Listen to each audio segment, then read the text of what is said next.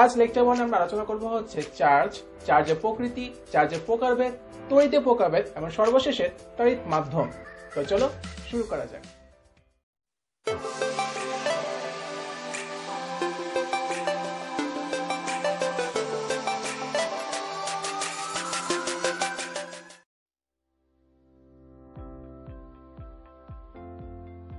একটা সেকেন্ডও আমাদের এখন বিদ্যুৎ ছাড়া চলে না, আর আমরা সেই বিদ্যুতেরই আজকে স্থির তড়িৎ অধ্যায়টা শুরু করতে যাচ্ছি।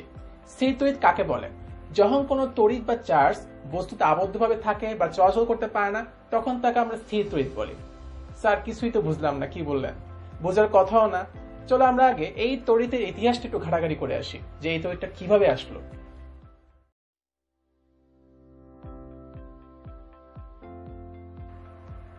কি স্যারের মাথা বকুন হলো কিনা? আর না, এই অধ্যায়টা শুরুর পর থেকে স্টুডেন্টরা যা পায় তা দিয়ে মাথা চুল আঁচড়া শুরু করে দেয়। কারণ কি, প্লাস্টিকে কোনো চিরুনি বা প্লাস্টিকে কোনো কলম দিয়ে যদি তুমি চুলটা আঁচড়াও, তখন সে কি করতে পারে যে কাগজের ছোট ছোট টুকরাকে আকর্ষণ করতে পারে, আর এই এক্সপেরিমেন্টটা করতে করতে তাদের মাথা সব চুল পড়ে যায়। আসলে এই ছোট্ট এই কাহিনী থেকে কিন্তু আমাদের ইলেকট্রিসিটি বা তড়িতের উৎপত্তি। আমাদের এই তড়িৎ শব্দটা আসছে তো গ্রিক শব্দ ইলেকট্রন থেকে। দেখছি তো মিল আছে, ইলেকট্রিসিটি যেটা আসছে আমাদের ইলেকট্রন থেকে। কিন্তু এই ইলেকট্রন শব্দ গ্রিকদের ভাষার অর্থ হচ্ছে সোলেমানি পাথর, যেটা অলৌকিক কিছু বুঝে, বা অ্যাম্বার বা পাইন গাছের শক্ত আঠা। এখন তোমার মাথা অবশ্যই প্রশ্ন আসতে পারে, স্যার তড়িতের সাথে পাইন গাছের আঠার কি লিঙ্ক আছে? আসলে এই পাইন গাছের আঠার থেকে কিন্তু আমাদের তড়িৎ উৎপত্তি হয়েছে। যখন থেকে সাল গণনা হয়েছে তারও আগে যদি আমরা একটু ঘুরে আসি, অর্থাৎ খ্রিস্টপূর্ব 600 সালে গ্রিক দার্শনিক থেলিস, যেহেতু তুমি শব্দটাই নিচ্ছ গ্রিক থেকে, তার মানে ব্যক্তিটাও গ্রিকের হবে।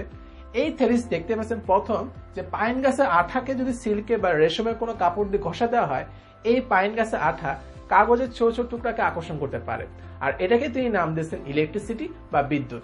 আমার মনে হয় এটা তো বইয়ের ভাষা। উনি মনে হয় পাইন গাছের সামনে দিয়ে যাচ্ছিলেন, তো এরপর উনি সিল্কের কাপড় পরা ছিল, ঘষা লাগার পর উনি টানে ধরছে, ওখান থেকে তিনি বুঝতে পারছেন যে ইলেকট্রিসিটি উৎপন্ন হয়েছে।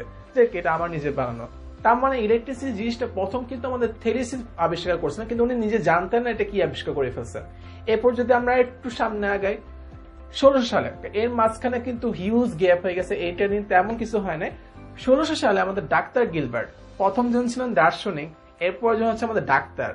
এই ডাক্তার গিলবার্ট খেয়াল করছেন শুধুমাত্র অ্যাম্বার না, মানে পাইন গাছ আঠা না, আমরা যে রাবার, কাঁচ, ইবোনাইট, গন্ধক এবং বিড়ালের পশম, এদেরকেও যদি ঘষা দেওয়া হয় এরাও চার্জিত হয়ে যায়। তার মানে উনি বুঝতে পারছেন যে চার্জিত বস্তু শুধুমাত্র পাইন গাছের মধ্যে না, আরো অনেক বস্তু আছে যারা চার্জিত হতে পারে। তিনি যে সকল বস্তু চার্জিত হতে পারে তাদেরকে বলেন চার্জিত বস্তু, আর যে সকল বস্তু চার্জিত হতে পারে না তাদেরকে তিনি নাম দেন অচার্জিত বস্তু। এখন রাবার, কাঁচ, ইবোনাইট, গন্ধক, বিড়ালের পশম এরা না হয় চার্জিত হতে পারবে, কিন্তু এই চার্জ সবসময় কি একই প্রকৃতি হয়? এর জন্য আমরা আরেকটু ইতিহাস ঘেটে আসি।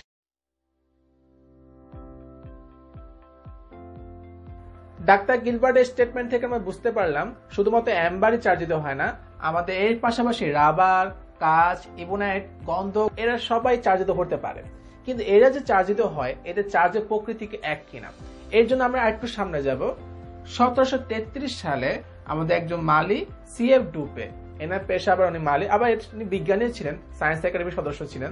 পেশাগুলো একটু খেয়াল করো আবার, প্রথম জন দার্শনিক, এরপর ডাক্তার, এরপর একজন বাগানের মালিক। উনি অনেক এক্সপেরিমেন্ট করছে, এক্সপেরিমেন্ট করার পর উনি সিদ্ধান্তে আসছে হ্যাঁ চার্জ হয়, কিন্তু এই চার্জের প্রকৃতি এক না। এক্সপেরিমেন্ট গুলো কিরকম আমরা যদি একটু করি, ভাষা মানে চিত্র এঁকে এঁকে যদি দেখাই, যে তুমি একটা কাঁচদণ্ড নিবা এখান থেকে, যেহেতু কাঁচদণ্ড বলছে চার্জিত হয়, আমরা কাঁচদণ্ড নিলাম। এই কাঁচদণ্ডকে যদি সিল্কের কাপড় দিয়ে ঘষা দাও চার্জিত হবে। একইভাবে আরেকটা কাঁচদণ্ড নিবা, সেটাকেও তুমি সিল্কের কাপড় দিয়ে ঘষা দাও, চার্জিত হলো। দুইটা কাঁচদণ্ডকে সুতা দিয়ে ঝুলাই দিবা মুক্তভাবে, এবং দুজনকে যদি কাছাকাছি আনার চেষ্টা করবো, খেয়াল করবা এরা দুজন একে অপরকে বিকর্ষণ করতেছে।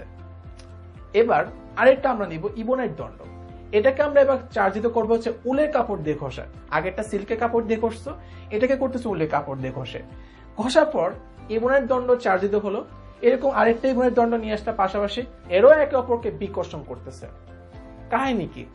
কাঁচ কাঁচ একে অপরকে বিকর্ষণ করতেছে, ইবোনাইট একে অপরকে বিকর্ষণ করতেছে। কিন্তু এখন তুমি যদি কাঁচ আর ইবোনাইট কাছাকাছি নিয়ে আসো, এরা আবার দেখা যাবে একে অপরকে আকর্ষণ করতেছে। তার মানে আমাদের এই এক্সপেরিমেন্ট থেকে আমরা বুঝতে পারতেছি কাঁচের মধ্যে যে চার্জটা হয়েছে বা ইবোনাইটের মধ্যে যে চার্জটা হয়েছে, এদের প্রকৃতি কিন্তু আলাদা, যার কারণে কাজ নিজেরা একে অপরকে বিকর্ষণ করে, কিন্তু কাজ যখন ইবনাইটের কাছাকাছি আসতেছে এরা আবার একে অপরকে আকর্ষণ করতেছে। তার মানে আমরা এই এক্সপেরিমেন্ট থেকে সিদ্ধান্ত নিতে পারি যে চার্জ হয় কিন্তু চার্জের প্রকৃতি ভিন্ন। এরপর আমরা যদি চলে যাই 1747 সালে বিজ্ঞানী বেঞ্জামিন ফ্রাঙ্কলিন, উনি বিজ্ঞানী ছিলেন। উনি বললেন হ্যাঁ, কাজ দণ্ডকে যে চার্জটা হচ্ছে এই চার্জটা তিনি নাম দিলেন পজিটিভ। ইবনাইট দণ্ডের মধ্যে যে চার্জটা হচ্ছে এই চার্জটার নাম দিলেন হচ্ছে নেগেটিভ। তার মানে আমরা বুঝতে পারতেছি যে চার্জের প্রকৃতি ভিন্ন হতে পারে এবং চার্জটা আমাদের দুই প্রকার, একটা হচ্ছে পজিটিভ চার্জ আর একটা হচ্ছে আমাদের নেগেটিভ চার্জ। এর পাশাপাশি আমরা চার্জের আরেকটা ধর্ম কিন্তু পেয়ে গেলাম। সমধর্মী চার্জ একে অপরকে কি করে? বিকর্ষণ করে। আর বিপরীতধর্মী চার্জ একে অপরকে কি করে? আকর্ষণ করে। এই জিনিসটা কিন্তু প্রায় আমাদের এমসিকিউতে আসে যে সমধর্মী চার্জ একে অপরকে বিকর্ষণ করে আর বিপরীতধর্মী চার্জ একে অপরকে আকর্ষণ করে। এখন একটা প্রশ্ন অবশ্যই তোমার মাথায় আসার কথা, স্যার কাজ দণ্ডটা কেন পজিটিভই হইলো আর ইবনাইট দণ্ডটা কেন স্যার নেগেটিভই হইলো? এটা রিজনটা কি? এটা ব্যাখ্যাটা আমরা পড়ার জন্য একটু হালকা কেমিস্ট্রি পড়তে হবে। তো চলো আমরা এখন একটু কেমিস্ট্রি শিখে আসি।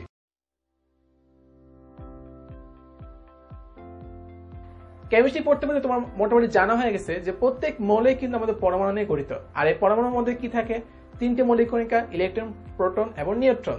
এর পাশাপাশি প্রতিপদার্থ থাকে, কিন্তু সেগুলো আমাদের এখন আলোচনার বিষয় না।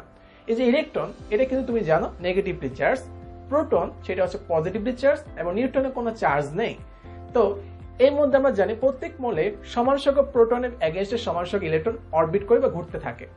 যদি কোনো কারণে কোনোটার সংখ্যা বেড়ে যায়, মনে করো ইলেকট্রনের সংখ্যা বেড়ে গেল মৌলতে, তাহলে সেই মৌলটা কি হয়ে যায়? Negatively charged. আর যদি কোনো কারণে প্রোটনের সংখ্যা বেড়ে যায় তখন সেটা হয়ে যায় আমাদের পজিটিভলি চার্জ। এই জিনিসটা বোঝার জন্য আমরা হচ্ছে সেলিব্রিটি দুটো মৌল নিচ্ছি, একটা হচ্ছে আমাদের সোডিয়াম আর একটা হচ্ছে ক্লোরিন। সোডিয়ামে তুমি জানো পারমাণবিক সংখ্যা হচ্ছে 11, তার মানে হচ্ছে তার প্রোটন সংখ্যা 11 এবং ইলেকট্রন সংখ্যা 11, এই জন্য সে এখন নিরপেক্ষ আছে। তার আমাদের যদি শক্তি স্তর দেখি ইলেকট্রনে, সেখানে দেখা যায় তার সর্বশেষ শক্তি স্তরে একটা ইলেকট্রন থাকে। একইভাবে যদি আমরা ক্লোরিনকে খেয়াল করি, ক্লোরিনের পারমাণবিক সংখ্যা 17, তার মানে হচ্ছে তার প্রোটন সংখ্যা 17টা এবং ইলেকট্রন সংখ্যা 17টা, সে এখন নিরপেক্ষ। তার ইলেকট্রনের শক্তি স্তর যদি খেয়াল করো, তার সর্বশেষ শক্তি স্তরে থাকে হচ্ছে 7টা ইলেকট্রন। এখন প্রত্যেক মৌলের স্বপ্ন দেখে তার শেষ শক্তি স্তরে 8 পূরণ করতে, অর্থাৎ 8টা ইলেকট্রন যদি থাকে তার খুব ভালো লাগতো। তো এই ভালো লাগা থেকে তুমি যদি খেয়াল করো, এই সোডিয়াম যদি তার স্বপ্ন পূরণ করতে চায়, তার সর্বশেষ শক্তি স্তরে যদি 8টা ইলেকট্রন ফিল আপ করতে চায়, তার 7টা ইলেকট্রন লাগে, যেটা খুবই দুঃসাধ্য ব্যাপার। সে যদি এই একটা ইলেকট্রন এটাকে ছেড়ে দেয়, তাহলে কি তার 8 পূরণ হয়ে যাচ্ছে। এদিকে আবার ক্লোরিন, সেও তো যদি 8 পূরণ করতে দেয়, তার জন্য সবচেয়ে সহজ হচ্ছে একটা ইলেকট্রন নিয়ে নেওয়া। তার মানে সোডিয়াম যদি সে একটা ইলেকট্রন দিয়ে দেয়, সে হয়েছে তখন পজিটিভলি চার্জ। আর ক্লোরিন যখন সে একটা ইলেকট্রন গ্রহণ করছে, তার কিন্তু ইলেকট্রন সংখ্যা বেড়ে যাচ্ছে প্রোটনের থেকে, তখন সে হয়ে যেতে নেগেটিভলি চার্জ।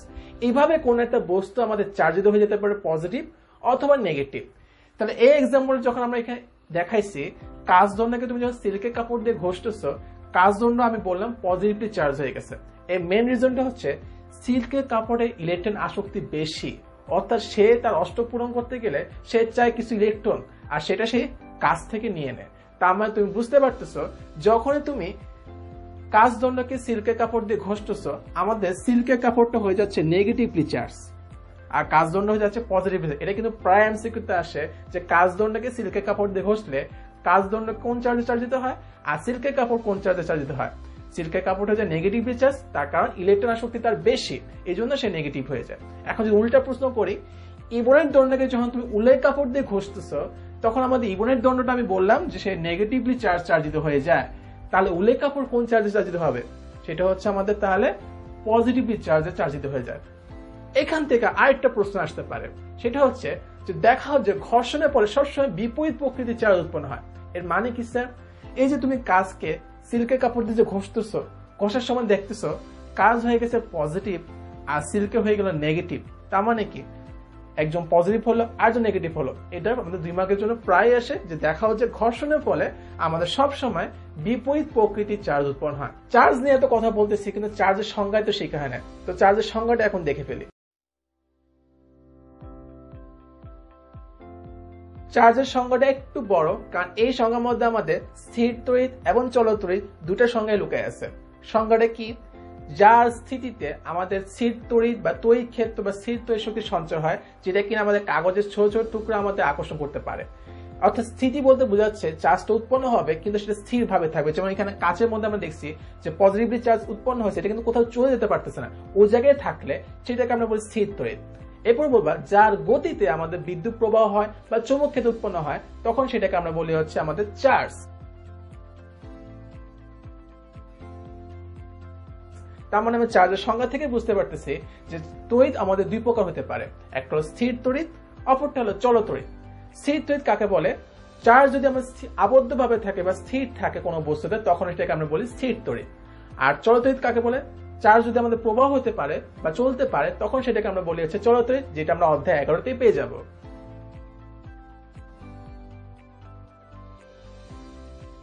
এখন চার্জ কোন কোন বস্তুতে চলতে পারে বা কোন কোন বস্তুতে চলতে পারে না এটার উপর ভিত্তি করে আমরা কিছু তড়িৎ মাধ্যমকে আমরা তিনটে ক্যাটাগরিতে ভাগ করতে পারি।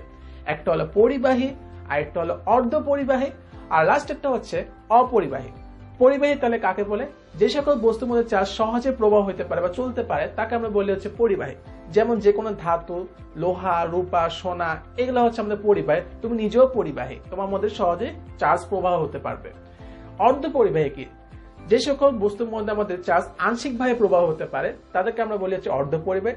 যেমনটা আমাদের জার্মেনিয়াম, সিলিকন, এরা হচ্ছে আমাদের অর্ধ পরিবাহী, যেটাকে তুমি অধ্যায় 13তে এদের নিয়ে কথা বলবো আমরা।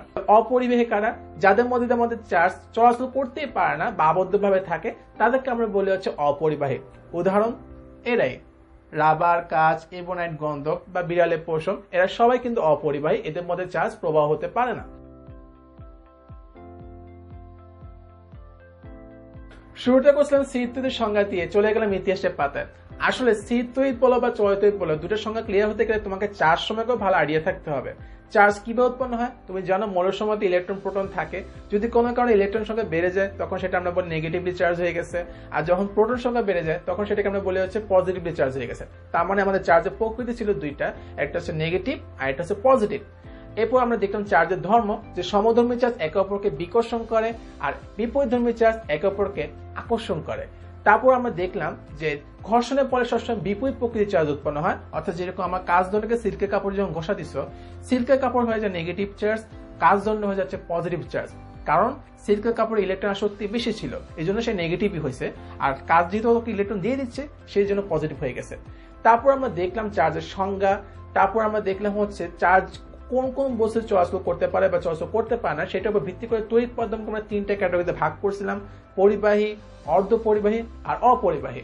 তো এই ছিল আজকে আমাদের টপিকস। তোমরা ভিডিও ডেসক্রিপশন চেক করলে পেয়ে যাবে, সুন্দর করে এগুলা নোট করে নিবা। আজ এই পর্যন্তই, সবাইকে ধন্যবাদ।